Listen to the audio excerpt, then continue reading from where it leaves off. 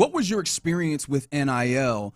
And, like, what did you know going in? What did you learn in the process of it? Because it's one of those spaces that there's a lot of talk about it. I know that me and Lopez have had conversations where I don't even know what to make of the numbers that are thrown out there because there's no reporting body. There's nobody that's kind of corralling these things and really officiating, making sure that this is what is actually the number or this is just something that someone is saying. Like, what was your experience personally with NIL deals in your A&M time period? Yeah, so like you said, I was part of the first class. I think I was the first class that actually was able to receive NIL, so that was definitely a blessing. But it was different. It started off slow for sure. The game was new, so people were kind of nervous on truly committing to a player and whatnot. So things kind of started off slow. It more so was just trading cards and stuff like that at the beginning. And then it progressed to doing like in-person autographs and whatnot, appearances, and for some people, commercials and things of that nature. However, NIL started to blow up once, for me, I noticed once we received the #1 recruiting class or whatever that year, NIL skyrocketed because now it wasn't just so much about the type of player you were. It was how much money this school was paying me versus how much money this school was paying me. So the stars and all of that went out the water. I feel like 2020 after COVID, and guys teams started to go ahead and go into the transfer portal, and that took a toll on the players that were already at the universities, at their established universities that they committed to, because now they're having to compete with players that are coming in from transfer portals and they're getting paid X amount of money, while this kid over here that they just signed or that's been here for the past 4 years and has been a starter for the past 3 or whatever, and possibly was a walk-on that ended up earning a scholarship, and now he's looking for NIL money. And you feel me?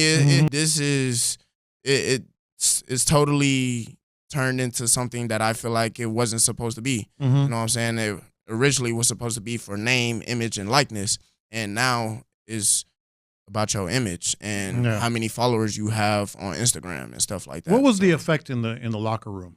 Oh man, it was bad. That's what I'm saying. With that class, that like didn't really care about anything other than the money. You know what I'm saying? And that's how it was for their parents too. Like their parents were sending their kids to the coach that talked the best to them. You know what I'm saying? And honestly, when those kids came in, they thought that they didn't have to go to school no more because it was printed in their contract or whatever, or they didn't have to go to study hall because it wasn't in their contract, or because of something that an assistant that's not even a coach for the university came and promised them on their official visit, or just all types of craziness. You know what I'm saying? And it's fraud, honestly, to me. Just real quick, Reggie, it sounds to me, and correct me if I'm wrong, you like it and you also don't like it. For sure. Why? There's no boundaries. There's no rules and regulations for real on what NIL truly is. Like a freshman coming in getting paid $2 million, and then the next year didn't take the team to the national championship or nothing, but he's expecting to go ahead and get $4 or $5 million, and then he has the ability to go ahead and transfer because his feelings hurt because he didn't get paid money or whatever. It's lame to me. You know what I'm saying? It's real lame. Like there's no true integrity. Like when you commit to a school, you're supposed to be committed to the university, not for a short-term period. And granted, I get it. Like kids want to go ahead and go 3 in college and go ahead and leave. Like that's the dream, but that's not how it is for everybody. And if you look in the past, most kids that ended up going a year because of somebody that was like that in front of them. You know what I'm saying? They had true talent. If you look at Alabama and my brother, dudes that Minka Fitzpatrick is a rare one of those guys. But if you look at Eddie Jackson had to sit for like 2 years before he can actually do something on the field for real. And then ended up coming in, went and played for like another 2 years before. That's what I'm saying. Like it's not the same no more. Kids is just expecting to get handouts and expect that things just come easy because of their stars or whatever, or because of what they did in 7-on-7. Like, what, fam? You haven't proved nothing. Mm-hmm. You haven't proved nothing to nobody.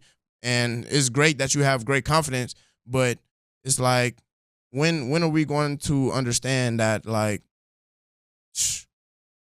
the NFL is not, I mean, NIL is not the NFL. Mm-hmm. Like, when it comes to contracts and stuff like that, like, if they're going to give these kids these contracts, then they need to go ahead and get fined if they're not going to go to study hall, if they're going to get a C on their report card. You know what I'm saying? Like, things like that. Like, having a low GPA and expecting to go ahead and still get paid millions of dollars and do, like, no, they're taking away the human aspect of who we are as humans. Like, we have to work. Yeah, and I think that's where I think we all agree on the idea of you need to have more parameters around this, because with not being regulated, you end up with this kind of nebulous Wild West where, you know, as you mentioned, people don't know what the right expectations are. There's all those things are in this weird space. Like, it's not just, you know, training on the field for these 8, 9, 10, all the way to 18-year-olds.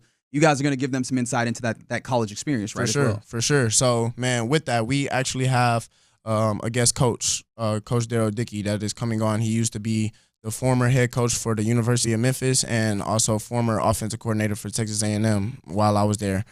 So he's coming to do a segment for players, parents, anybody to go ahead and come and get this knowledge on not just the way college football is going right now with the transfer portal and all of that, but with the NIL, how kids need to go ahead and get themselves exposed, or the things that they need to do to get their, basically for the parents to go ahead and get their kids in front of these college coaches and get the knowledge that they need to be able to move about NIL and the new, I guess you can call it graded system. I forget what it's called, but clearinghouse and all of that.